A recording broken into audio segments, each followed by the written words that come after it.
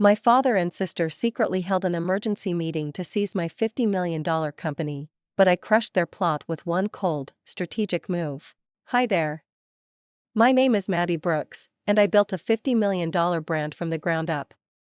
I gave everything to my company, late nights, endless sacrifices, every ounce of my ambition. And for what? To be called useless by my own sister.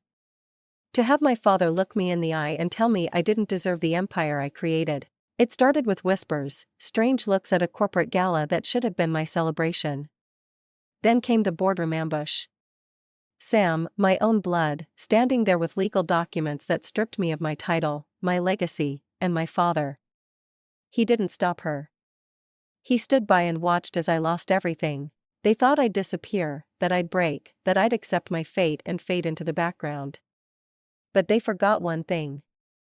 I built this company once, and I could take it back. The evening air was crisp as I stepped out of the black town car, my heels clicking against the marble pavement leading into the grand entrance of the Etoria.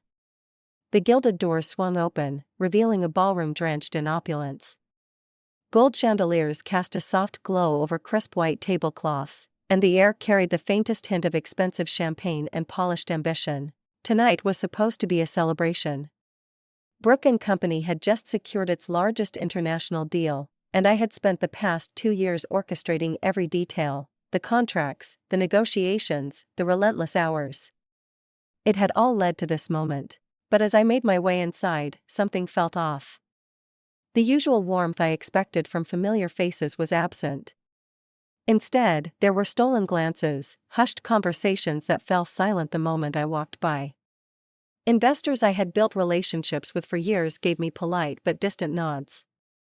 A murmur of unease curled at the edges of my thoughts, but I pushed it aside. This was my night, my success. Derek appeared by my side almost immediately, a glass of whiskey in his hand. His sharp gaze flickered toward me, scanning my face like he could already sense my unease. "You're late," he said, his voice low enough that only I could hear. I smirked, lifting my chin. "Not late, just arriving with impact." He exhaled through his nose, unimpressed. "Something's going on, Maddie." "I don't like it." "Relax," I muttered, grabbing a flute of champagne from a passing server. "You're always suspicious before big events." His jaw tightened, but before he could respond, a ripple of attention shifted toward the entrance. The energy in the room changed instantly, drawing eyes away from me. I already knew who had arrived before I even turned. Sam. She stood poised at the top of the staircase, a vision of power in a shimmering midnight blue gown, her smile dazzling under the crystal chandeliers. While I had spent the last 2 years building the company, she had mastered the art of stealing the spotlight. A waiter moved past me, nearly brushing against my shoulder, and I caught the tail end of a hushed conversation nearby. "She doesn't even see it coming." My grip on the champagne glass tightened. William Brooks, our father, was already making his way towards Sam, his expression softer than I'd seen in years. He clapped a hand on her back, turning toward the investors gathered nearby. "My daughter Sam," he declared, his voice carrying across the room. "A natural leader, wouldn't you say?" The crowd nodded, murmured approval following his words. Not a single mention of the deal. Not a single mention of the years I had poured into making this night possible. The murmur in my head grew louder. Derek shifted beside me, setting his glass down with deliberate care. "You see what I mean now?" I forced a smile, lifting my champagne as if to toast to nothing at all. It's just William being William. But I knew better. Something was happening. Something big. I moved through the room, shaking hands, offering practiced smiles. But my mind was elsewhere, the whispers, the stolen glances, Sam's too perfect entrance. By the time dessert was served, I was barely touching the chocolate souffle in front of me. The unease had curled into something heavier, sitting low in my stomach. I needed fresh air. Stepping out onto the balcony, I inhaled deeply, trying to shake the tension gripping my chest. The city stretched out before me, glittering and endless, but for the first time, I felt small. Derek's voice cut through the night air behind me. "Maddie, I need to talk to you." I turned, seeing the serious set of his jaw, the way his hands curled into fists at his sides. "There's something you don't know about tomorrow's board meeting." My pulse skipped.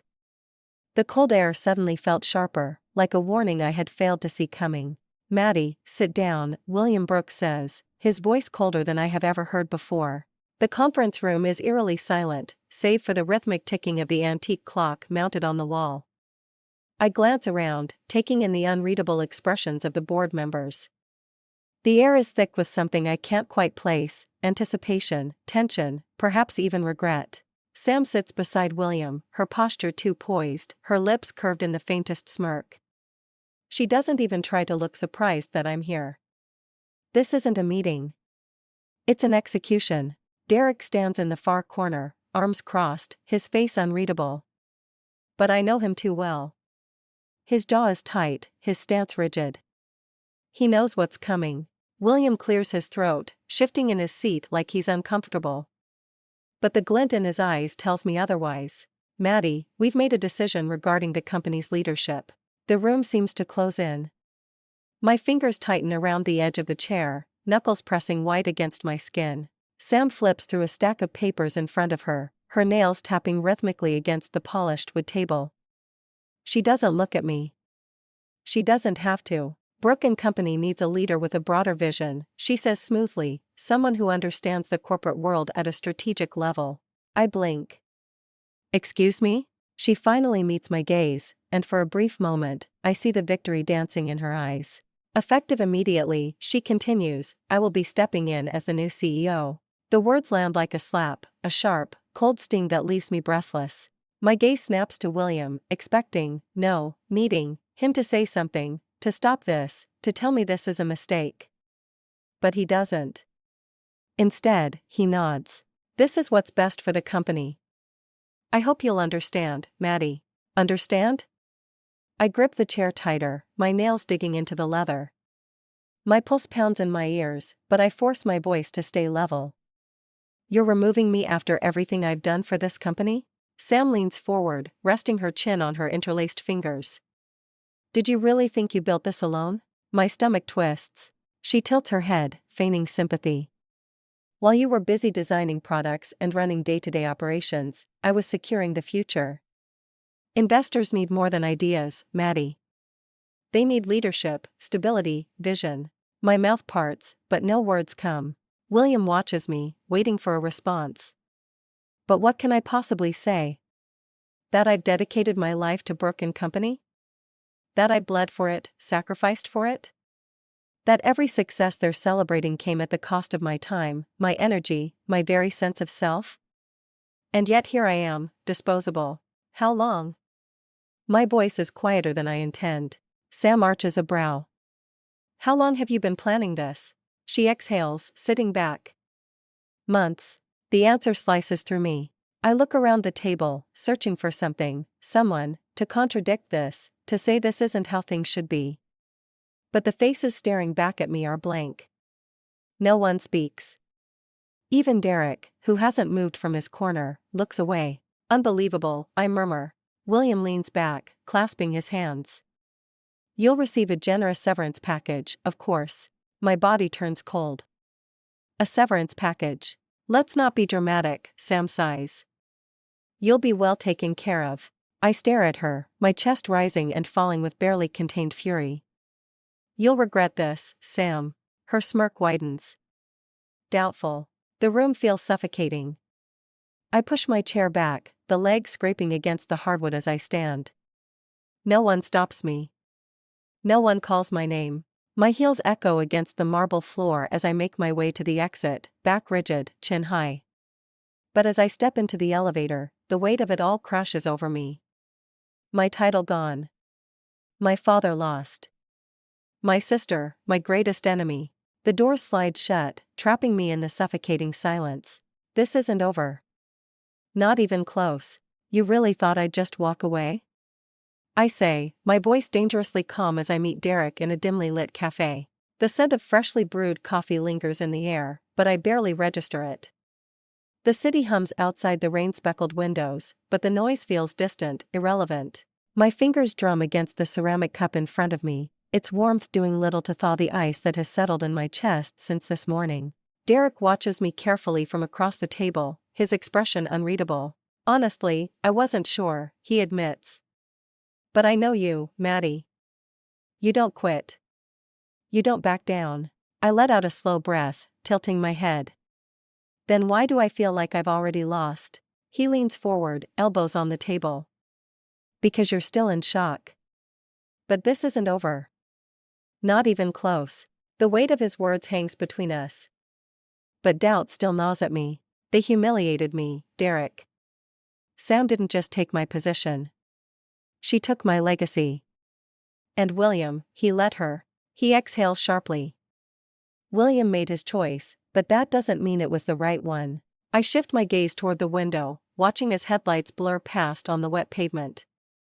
The betrayal plays on repeat in my mind, Sam's smirk, William's cold nod, the silence of the boardroom as they collectively decided I was disposable. For the first time in my life, I don't know what to do next. Come on, Derek says suddenly, tapping his fingers against the table. We need a plan. I scoff, shaking my head. A plan to do what? Sue my own company? Take Sam to court? She played this too well, Derek. She got to the investors first. She had months to prepare. And my voice falters. I didn't see it coming. Derek doesn't respond right away. Instead, he reaches into his briefcase and pulls out a worn manila folder. I frown. What's that? You're way back in. I glance between him and the folder, skepticism creeping into my tone. Derek, just look at it. I hesitate before taking the file, flipping it open. The moment my eyes land on the first page, my breath catches. It's an old contract, one from when I first helped restructure Brooke and Company after our international expansion. My fingers skim over the familiar legal jargon, memories flooding back. And then I see it, a clause. Derek taps a highlighted section with the edge of his pen. You still own 49% of the company, Maddie. And this, he gestures toward the clause, gives you leverage. If Brooke and Company changes its core business model without your consent, you have the legal right to challenge their leadership and reclaim your stake. The words blur for a moment as I process what he's saying. I sit up straighter. And Sam doesn't know this. His lips twitch. I doubt she even remembers it exists. She was too busy playing politics while you were actually running the company. For the first time since this morning, something shifts inside me. A spark, a flicker of something dangerous and familiar. Hope. I close the folder and meet Derek's gaze. We need to make sure she takes the bait. She has to make a move that triggers this clause. Derek grins. Now that's the Maddie I know. Meanwhile, across the city in a sleek office with floor-to-ceiling windows, Sam Brooke sits behind what used to be my desk. She leans back in her chair, scrolling through the flood of congratulatory emails, barely acknowledging the assistant placing a fresh coffee beside her. Her phone buzzes. A message from an anonymous number. Your sister built this company's reputation. You just took the title. Prove you deserve it. Her jaw clenches. Victory, it seems, is proving to be more complicated than she anticipated. Back in the cafe, I slip the contract into my bag. My mind is already working through my next move. This isn't just about getting my job back. It's about taking everything. You don't just walk into my office without an appointment, Maddie, Sam hisses. But there's a flicker of fear in her eyes. I take my time, letting the weight of my presence settle into the space. The office is different, redesigned in Sam's image with sleek black furniture and gold accents, the kind of decor that screams power and control. But beneath the polished surface, I see it for what it is, an illusion. I shut the door behind me and cross the room, my heels clicking against the marble floor. It used to be my office, I say evenly, settling into the chair across from her desk. I don't need an appointment. Sam leans back, draping an arm over the leather armrest, her smirk returning. You came to beg for your job back? Because if so, this is just sad. I smile, slow and deliberate. I came to remind you that I'm still here. She scoffs, tapping her nails against the glass surface of her desk. You don't have anything left, Maddie. No title, no authority, no leverage. She tilts her head slightly. You're irrelevant now. I fold my hands in my lap, keeping my expression unreadable. Then why do you sound nervous? The muscles in her jaw tighten for a fraction of a second before she masks it with a laugh. You're delusional. Maybe, I say lightly. Or maybe you're not as untouchable as you think. For the first time, uncertainty flickers in her gaze. Just a crack, but enough for me to see it. She straightens, smoothing the front of her blazer. You can glare at me all you want, but the fact remains, you lost. Brooke and Company is mine now. I hum under my breath, as if considering her words. Funny, that's exactly what I used to think. A flash of irritation crosses her face. She expected me to crumble. She wanted me to lash out in anger, to storm in here screaming about betrayal. But I won't give her the satisfaction. Instead, I rise from my seat with an air of indifference. Enjoy your throne while it lasts, Sam. Nothing stays the same forever. I turn and head for the door, leaving her staring after me. The moment I step into the hallway, the tension coiled in my muscles finally unwinds. The employees around me glance my way, some quickly looking away, others offering sympathetic half-smiles, but I don't stop to acknowledge them. Not yet. Outside the building, Derek waits by the curb, leaning against his car. He watches me carefully as I approach. How did it go? I exhale through my nose. She's predictable. That's good for us. Derek tilts his head. And? I slip on my sunglasses and smirk. She's scared. That night, I sit in a quiet corner of a high-end steakhouse facing Richardson, one of Brooke and Company's biggest shareholders. The older man swirls the whiskey in his glass, studying me with sharp, assessing eyes. So, he says after a moment, what exactly are you proposing? I take a sip of my drink before meeting his gaze. A safety net, I say smoothly. For you, for the company. We both know Brooke and Company wasn't built on Sam's vision. Investors trusted me to steer the ship, but now she's at the helm making reckless moves. Richardson strokes his chin, thoughtful. And what makes you so sure she'll fail? I set my glass down carefully. Because she thinks the title makes her untouchable. But the moment she shifts Brooke and Company's direction without investor consent, that illusion shatters. He doesn't respond immediately, but I see the gears turning. He may not be ready to commit yet, but he's intrigued, and that's all I need for now. Later that night, across the city, Sam sits at her desk, scrolling through reports when her phone buzzes. A message from an unknown number. Your sister is making moves. You need to stop her before she gets too far. Sam tightens her grip on the phone. She thought I would stay down. She thought wrong. Her laptop screen illuminates her face as she starts typing. If I want a war, she'll make sure it's a fight I won't survive. You need to be careful, Maddie, Derek warns. Sam won't hesitate to destroy you if she has to. She already tried, I mutter, stopping near the kitchen island. She stole my company. What more can she do? There's a pause. Then Derek exhales sharply. You're underestimating her. I don't respond because the truth is, I know he's right. Across town in a high-rise office with floor-to-ceiling windows, Sam sits opposite a well-dressed man in a charcoal suit. We need to paint a different picture of Maddie, he says smoothly, flipping through a stack of documents. If we make people doubt her past leadership, they won't trust her comeback. Sam's lips curl into a slow smirk. And how do we do that? He leans forward, tapping a finger against the papers.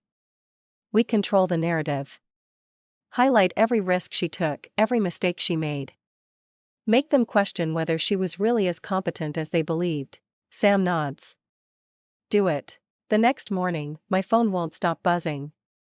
I rub my temples before grabbing it off the counter, already bracing for whatever fresh hell is waiting for me. Derek's name flashes across the screen. You need to see this, he says the moment I answer. I open my laptop, navigating to Business Insider.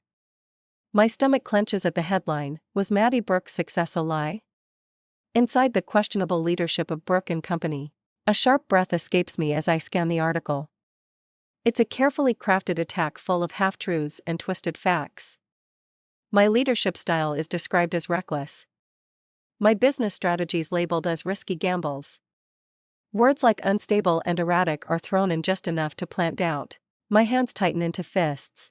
On the television across the room, CNBC is airing a panel discussion. The problem with Maddie Brooks, one commentator says, adjusting his tie, is that she never truly fit the mold of a traditional CEO. She was creative, sure, but creativity doesn't always translate to strong leadership. Another panelist nods. And let's not forget, Brooke and Company wasn't built in a vacuum. Her sister, Sam Brooks, has been instrumental in stabilizing the company's future. A bitter laugh escapes me. Stabilizing? She stole it. My phone rings again. Maddie, we have a problem, Derek says, voice sharp. Someone leaked internal documents, fake ones. They make it look like you were involved in financial mismanagement before you stepped down. The room tilts slightly. I grip the edge of the counter. What? It's bad, he continues. They're circulating through investor circles, and people are starting to question whether you really ran the company as cleanly as you claimed. My pulse pounds in my ears. Sam. It has to be her. I force myself to take a breath, shoving down the surge of anger rising in my chest. Can we prove they're fake? We're working on it, Derek says. But perception is everything. And right now, the perception is that you're a liability. I close my eyes for a brief second before opening them again. She's trying to erase me. She took my company. Now she wants my reputation, too. But I won't let her have it. An hour later, I step into the boardroom of a downtown office. The sleek glass walls reflect the city skyline behind me, but I barely notice. A major investor is waiting inside. I take a steady breath and step forward. Then I see her. Sam is already sitting at the conference table, legs crossed, a knowing smirk on her face. Our eyes lock. This battle just became personal. You didn't think I'd just sit back and watch, did you? Sam smirks, crossing her arms. The conference room is thick with tension, the air almost stifling under the weight of expectation. A long mahogany table stretches between us, polished to a pristine shine that reflects the faces of the investors sitting on either side. I force myself to stay calm, my fingers tightening around the chair before I sink into it. Across from me, Sam leans back, every inch of her posture radiating arrogance. The investor at the head of the table, Mr. Caldwell, clears his throat. Maddie, there are serious concerns about your past leadership. Can you explain these financial discrepancies? I meet his gaze without hesitation. They're fabricated, I say smoothly. Designed to discredit me. Caldwell raises an eyebrow. Fabricated? Before I can answer, Sam tilts her head, feigning curiosity. Are you saying the records are fake, Maddie? Because the board has seen them. My jaw clenches. She's good. Twisting the narrative, making me look defensive before I can even present my side. I take a breath and straighten my shoulders. Let's be clear. This isn't about my past leadership. It's about control. Brooke and Company has thrived under my direction for years. And now that I'm gone, certain people are eager to rewrite history. A murmur ripples through the room. A few investors exchange glances, their confidence in Sam wavering. Good. I shift my focus to Caldwell. You all know my record. I built this company's brand. I turned it from a struggling name into an industry leader. You've seen the growth, the numbers, the client expansions. And now suddenly these so-called discrepancies appear the moment I challenge my removal. Sam exhales a short laugh, shaking her head. Conspiracies won't save you, Maddie. Facts will. I turn toward the investors, ignoring her. What you don't know, I continue, voice measured, is that someone inside Brooke and Company wants to change everything, including who owns it. Silence. Sam's fingers twitch slightly against the surface of the table. I press forward. You think this is about keeping Brooke and Company strong? Look deeper. Ask yourselves who benefits if I'm erased from the picture. The investors shift, uncertainty creeping into their expressions. I glance at Sam. Her lips tighten into a thin line. She knows I'm not just defending myself. I'm planting seeds of doubt in their minds. Caldwell exhales, rubbing his temples. We'll need to conduct our own internal review, he finally says, to verify these claims. Sam nods, recovering quickly. Of course, she says smoothly. Transparency is important. I stand. It certainly is. Our eyes lock once more. An unspoken warning passing between us. Later that night, my phone buzzes. Derek. I answer on the first ring. Tell me you have something. There's a pause.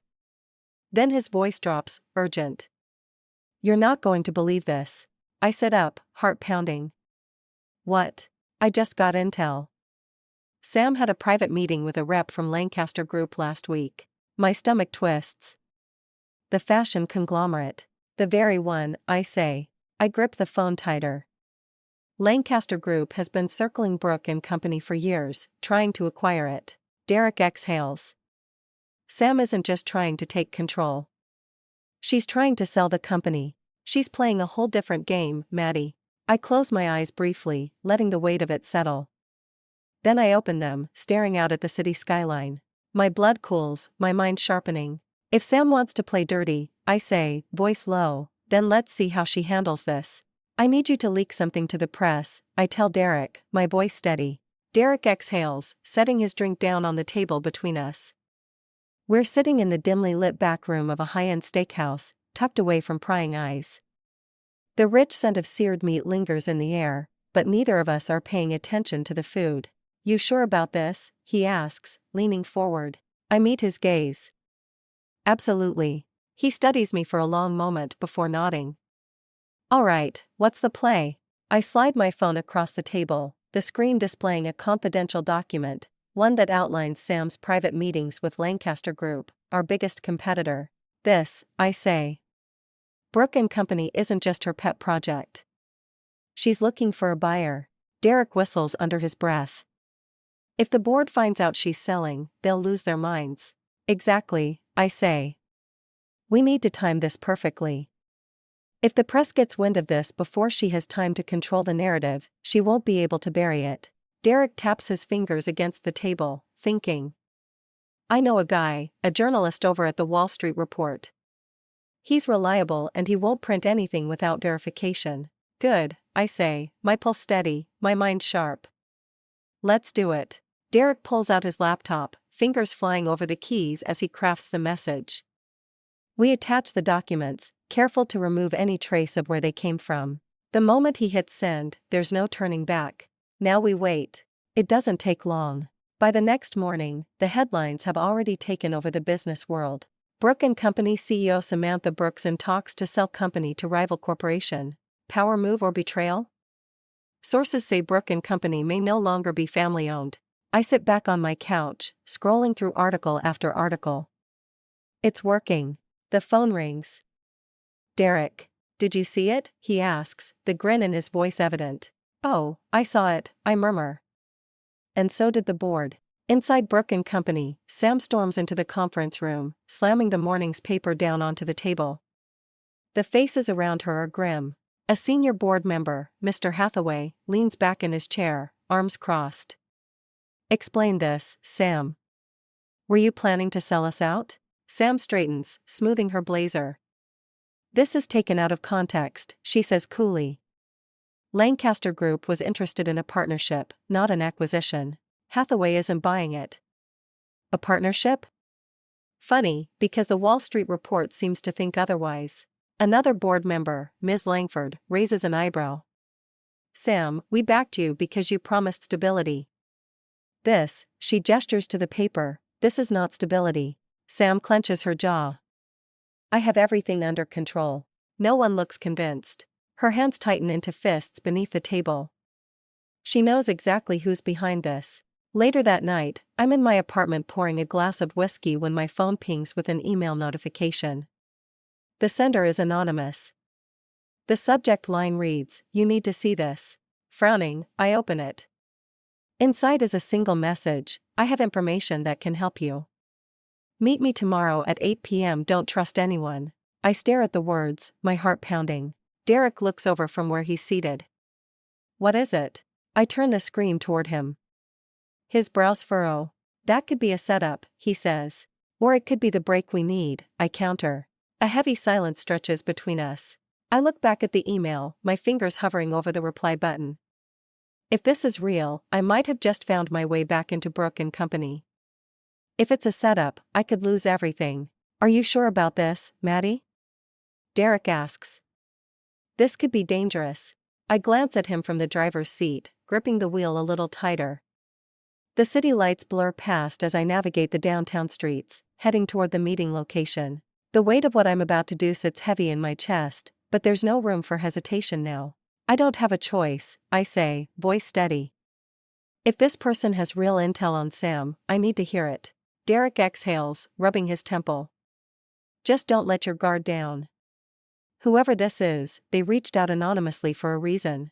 I nod, but keep my eyes on the road. He's right. Of course, this could be a setup. But if there's even a chance that I can get something on Sam, something real, I have to take it. The bar is tucked away in a quiet part of the city, the kind of place that doesn't ask questions. A red neon sign flickers above the entrance, casting a dim glow onto the wet pavement. I park, turning off the engine, and glance at Derek. You stay out here, I say. His brows knit together. Maddie, I need to do this alone. He doesn't like it, but after a long moment, he nods. Fine, but I'll be watching. I step out of the car and into the dimly lit bar. The smell of aged whiskey and cigarette smoke clings to the air, and low jazz hums from the speakers. A few patrons sit scattered around, lost in their drinks and conversations, oblivious to my arrival. I scan the room. Then I see her, a woman, mid-40s, with sharp eyes and an air of quiet authority, sitting at a corner booth. Her blonde hair is pulled back into a low bun, and she stirs a drink absently, but her gaze is fixed on me the moment I step inside. I make my way over, sliding into the seat across from her. Maddie Brooks, she asks, voice hushed but firm. I nod. You know my name. What's yours? She glances around before leaning in slightly. Eleanor Grayson, Senior Financial Officer at Brooke & Company. My breath stills for half a second. You worked for my father? I did, she confirms. And now I work for your sister, but not for much longer. I narrow my eyes. Why are you helping me? Eleanor exhales, reaching into her bag and pulling out a small USB drive. She places it on the table between us. Because what Sam is doing isn't just unethical, it's illegal. I stare at the drive, heart hammering. What's on it? Financial records, Eleanor says. Real ones. Sam manipulated the company's books to inflate revenue numbers. She needed them to look solid when she took over, needed the board to trust her leadership. But the truth? She's been funneling money into private accounts, falsifying reports to make it seem like Brooke & Company is thriving under her watch. If this gets out, she's finished. I don't reach for the drive yet. I keep my expression unreadable, even as adrenaline courses through me. You're sure about this? I ask. Eleanor nods. I've been gathering proof for weeks. The numbers don't lie, Maddie. Your sister built her empire on fraud. And if she's willing to do this, who knows what else she's planning. I finally pick up the drive, turning it over between my fingers. This is it. This is what I need to take her down, not just in the court of public opinion, but legally. You should be careful, Eleanor warns. Sam isn't stupid. She'll realize someone on the inside gave this to you. I slip the drive into my pocket. Let her. Meanwhile, at Brooke & Company, Sam stands in her office, arms crossed as she stares at the security logs on her laptop. Someone has been accessing restricted files.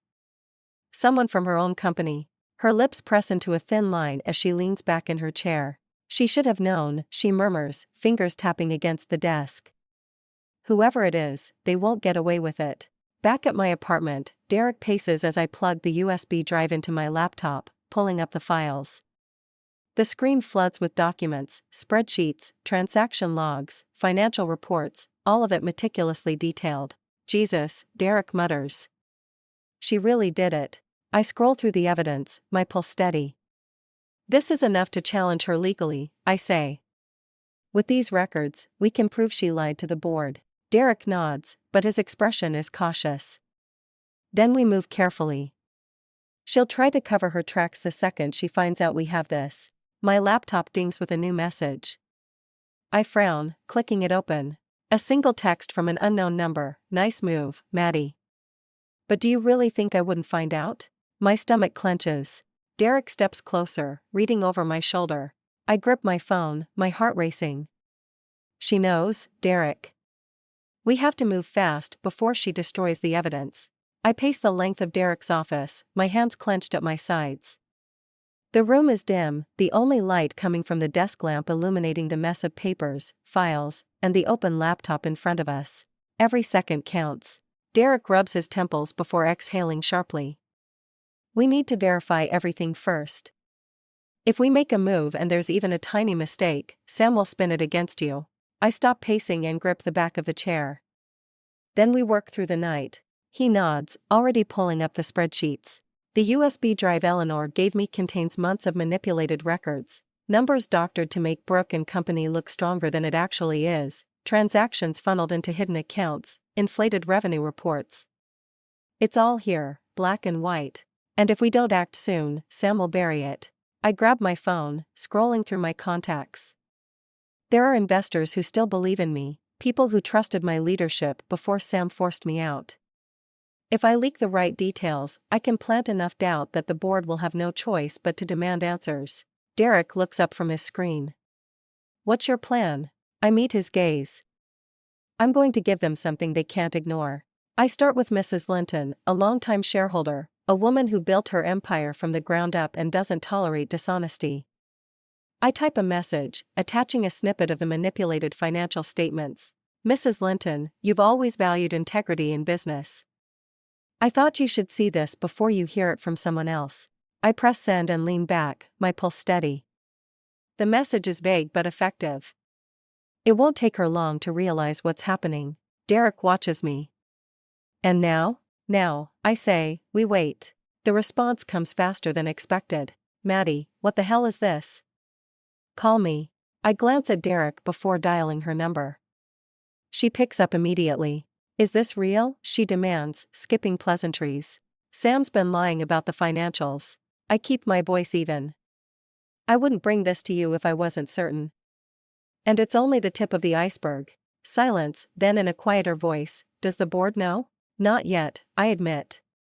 But they will soon. A sharp breath on the other end. I want a full financial report on my desk by the end of the week. And if this turns out to be true, Sam is finished. I smile. I was hoping you'd say that. By morning, the rumors are already circulating. Investors are whispering. The board is uneasy. And Sam? She's furious. She storms into Brooke and Company, slamming her office door so hard the walls shake. Her assistant flinches as she tosses a folder onto her desk. Find out who's leaking information, she snaps.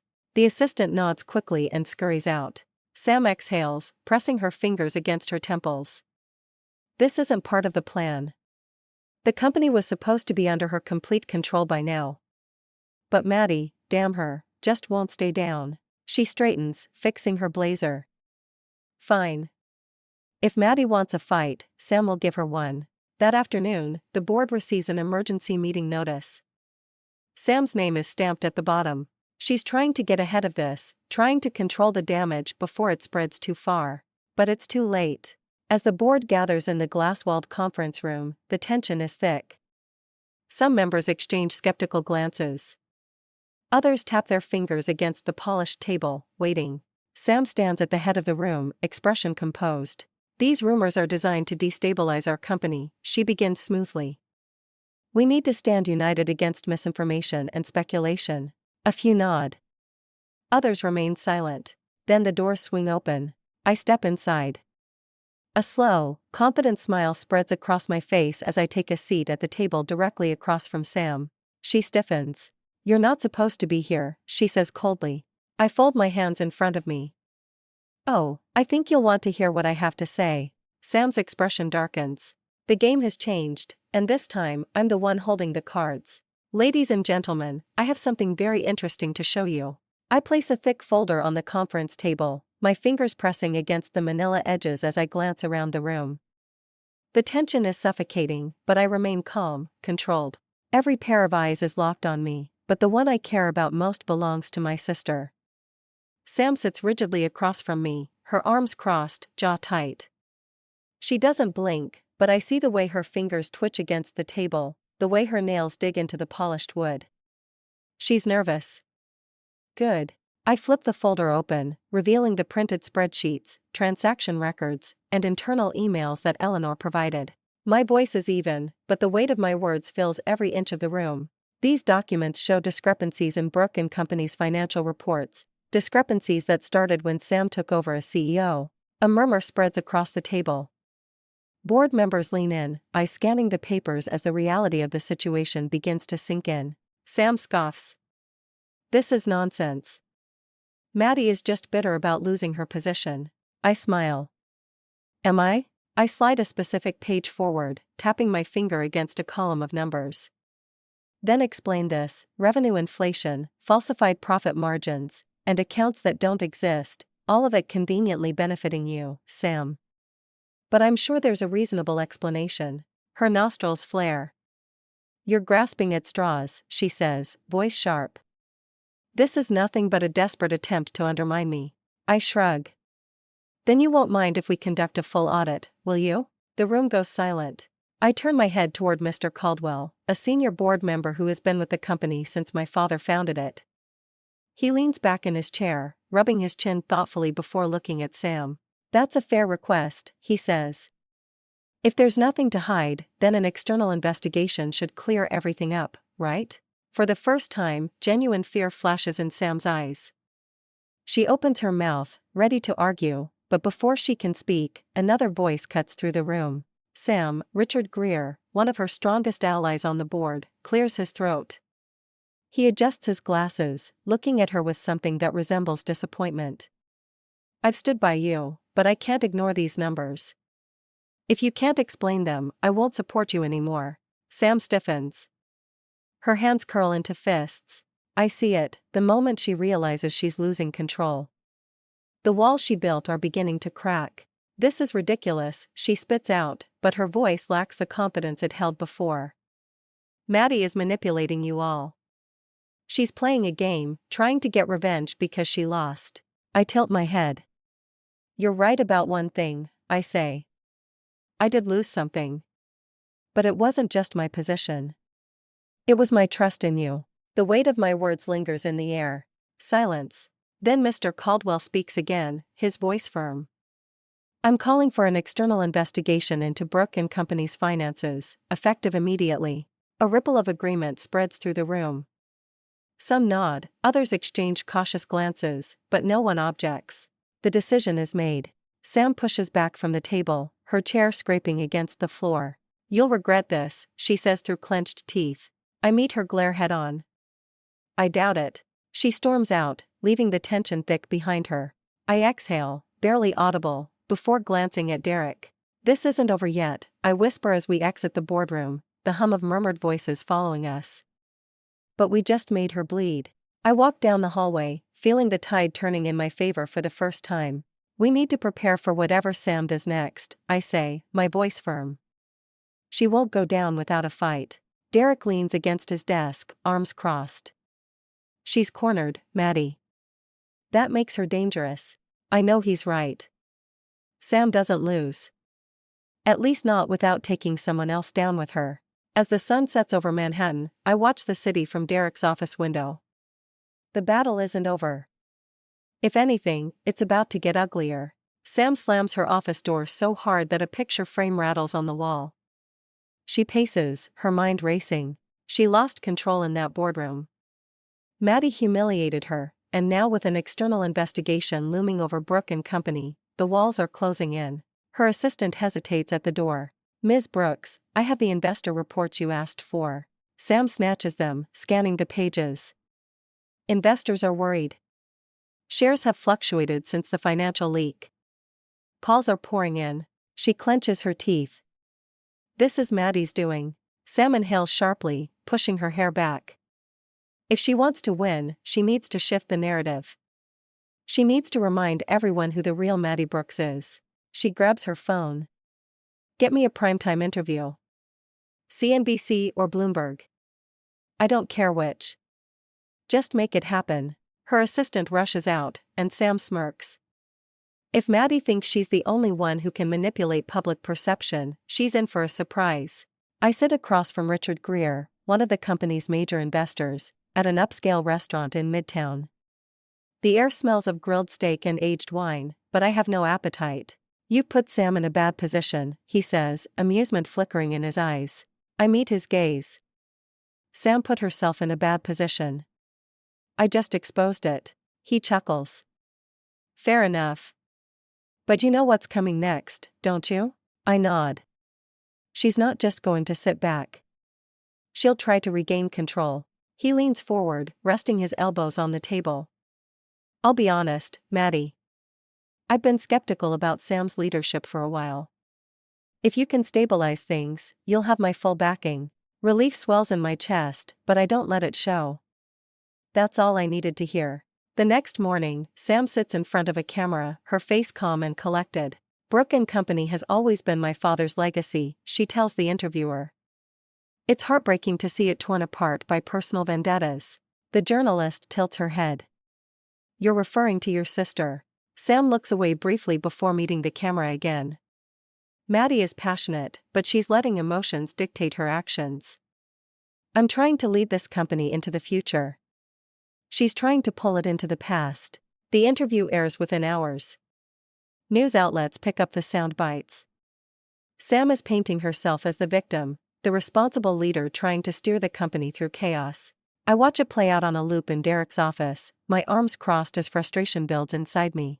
"She's good," Derek exhales. "I'll give her that." I shake my head. "She's lying through her teeth, but people believe her," he points out. "At least some do." I glance at my phone.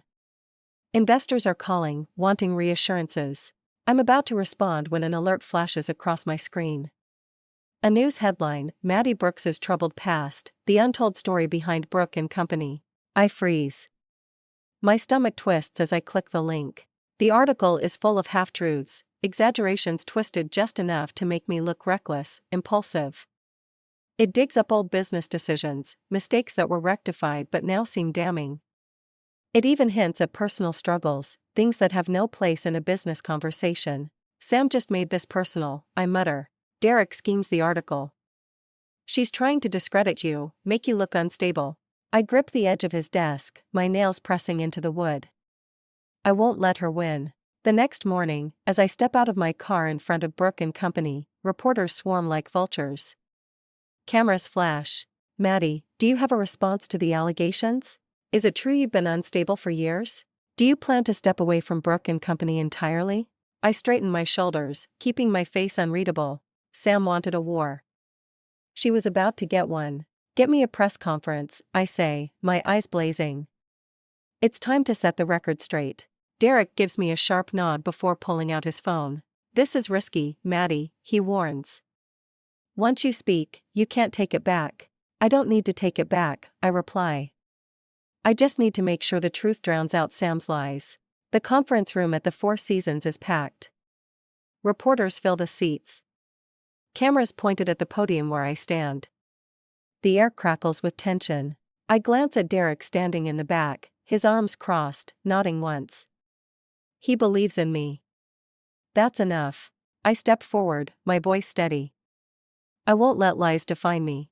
I scan the crowd, letting the silence stretch before continuing. "The real issue here isn't my personal life. It's the future of Brooke and Company." Flashes flare from the cameras as I continue. "My leadership has been called into question. But let's talk facts. I built this brand. I expanded our reach, secured major partnerships, and brought in billions. And yet, my qualifications are being questioned because of a desperate smear campaign." A murmur ripples through the crowd. I flip open the folder on the podium, revealing slides behind me on the projector. "This is Brooke and Company's financial trajectory during my tenure," I say, gesturing to the chart. "We experienced record-breaking growth." The graph shifts. "Now, let's look at the numbers since my removal." The numbers show a clear decline under Sam's leadership. The room goes silent. "Facts don't lie," I say. "And neither do I." The tension is thick. A journalist in the front row raises his hand. "So, you're saying your sister is unfit to lead?" I pause, choosing my words carefully. "I'm saying Brooke and Company deserves leadership that doesn't rely on deception. I'm saying this company, which my father built and I helped elevate, deserves better." Another journalist jumps in. "Are you pushing for her removal?" I don't hesitate. I'm pushing for what's best for this company. If the board believes that's me, then I'm ready to step up. Meanwhile, across the city, Sam watches the press conference from her office. Her nails dig into the armrest of her chair, her knuckles white. She's turning them against me, she hisses, her voice sharp with rage. Her assistant shifts uncomfortably but doesn't say a word. Sam throws a glass at the wall, the shatter echoes through the room.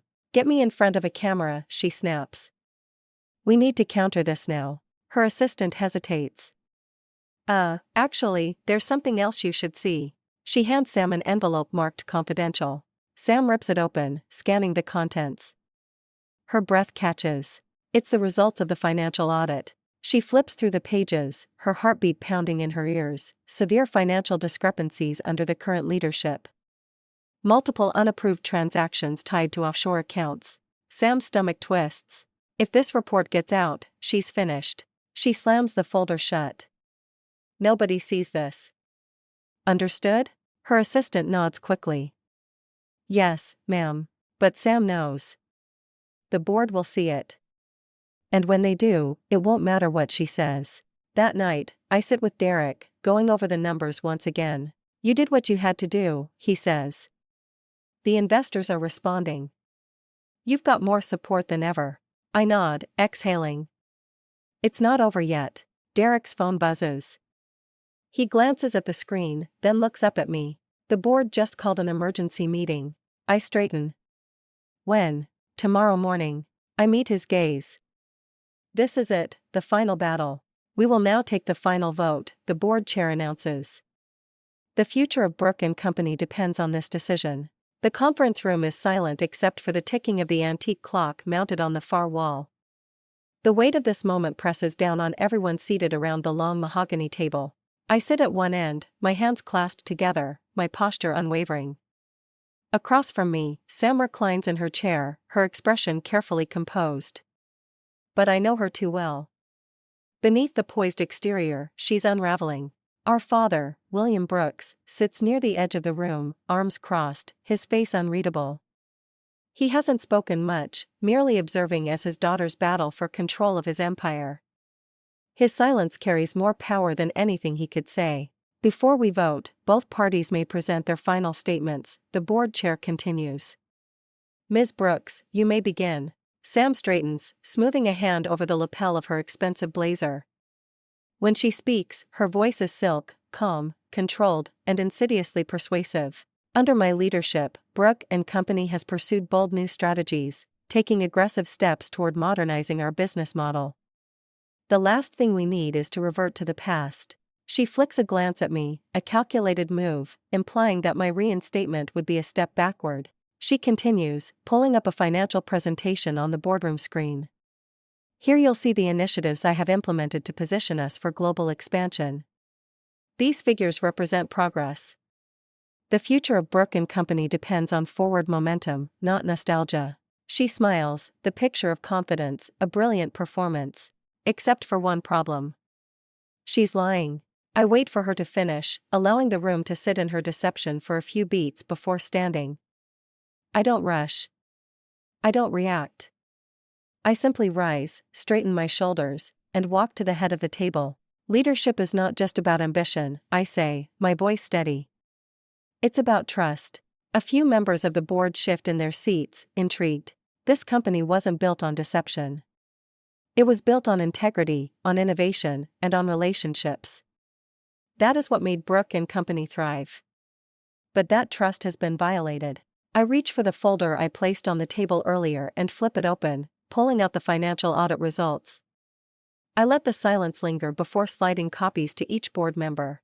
The audit committee has uncovered severe financial misconduct, discrepancies in our reporting, unapproved transactions, a pattern of reckless decisions that have put this company at risk. I see it now, the tiny crack in Sam's armor, a flicker of panic in her eyes.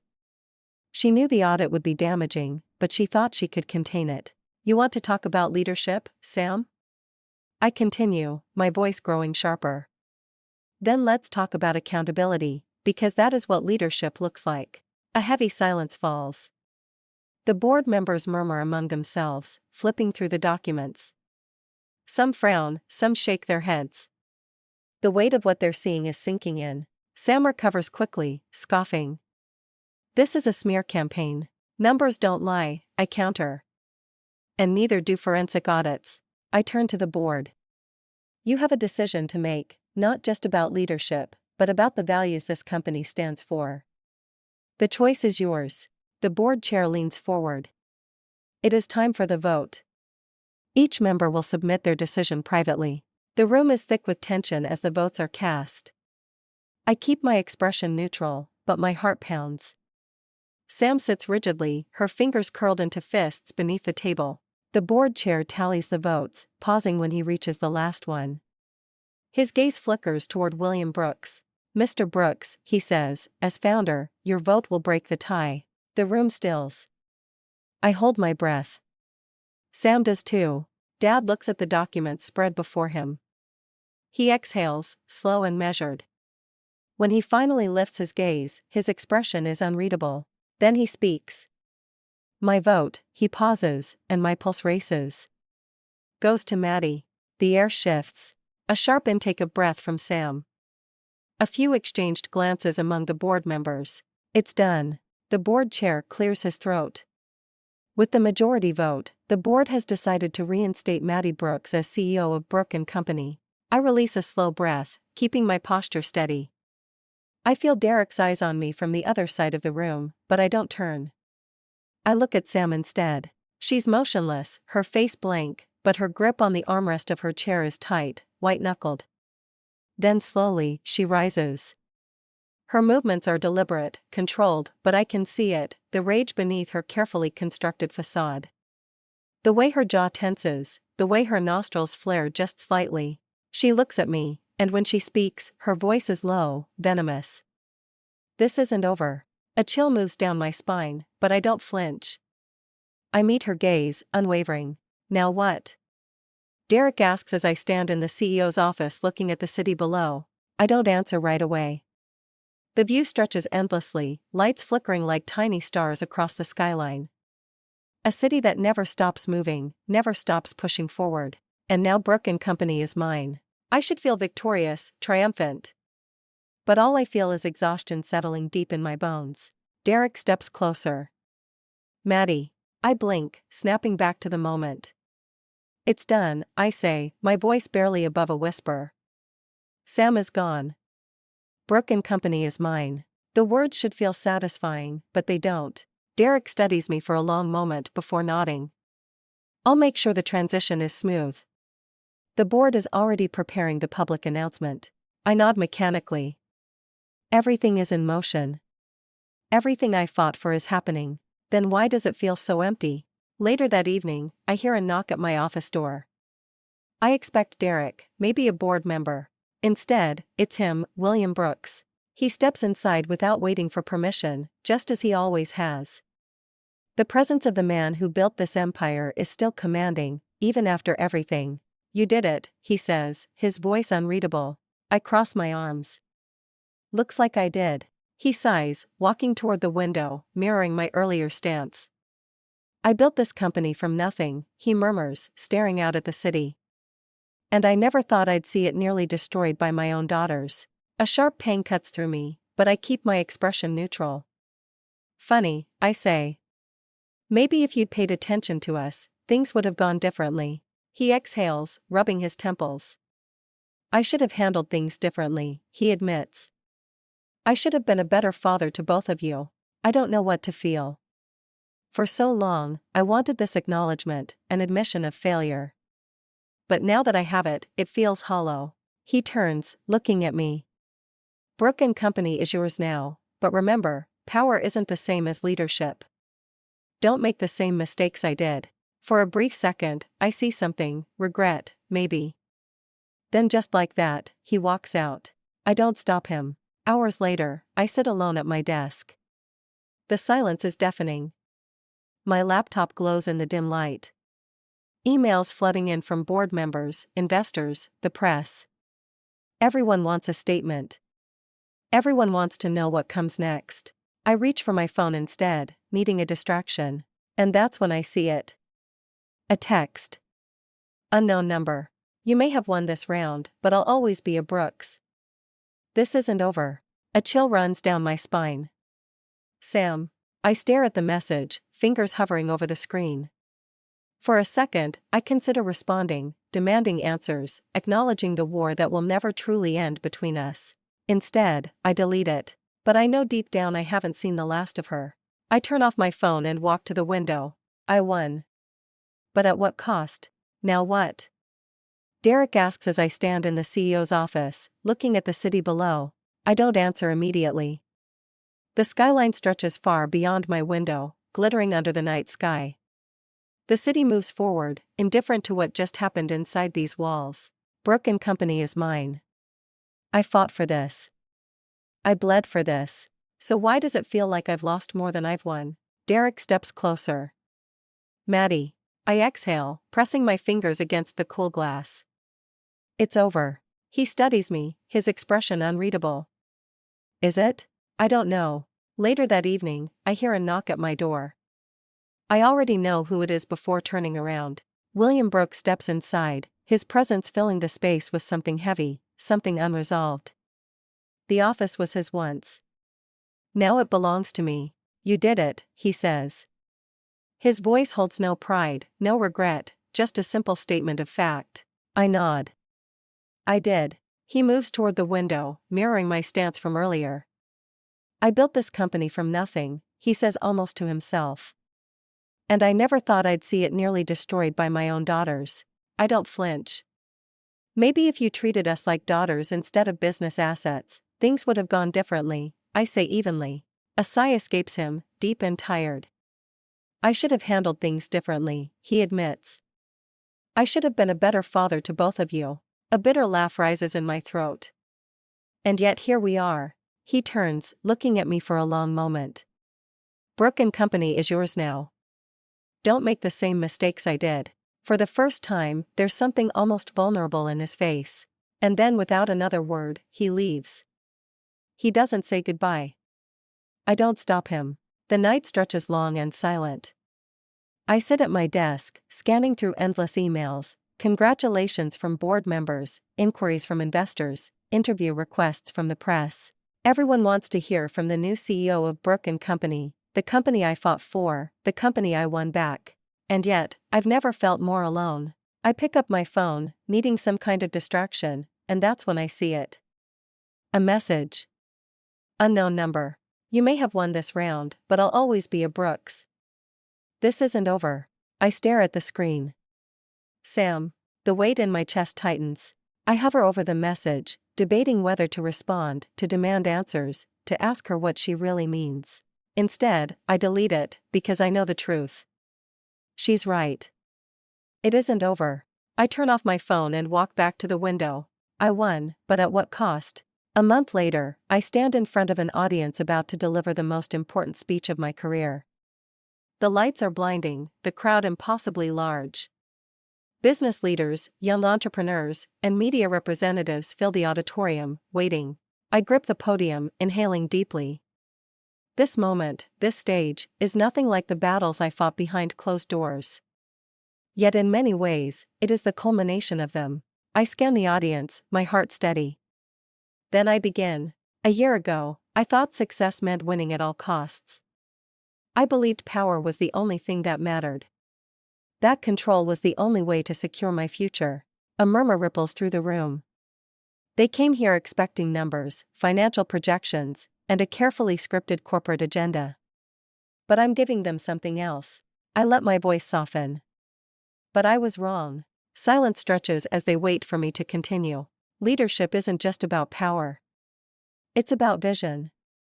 It's about trust.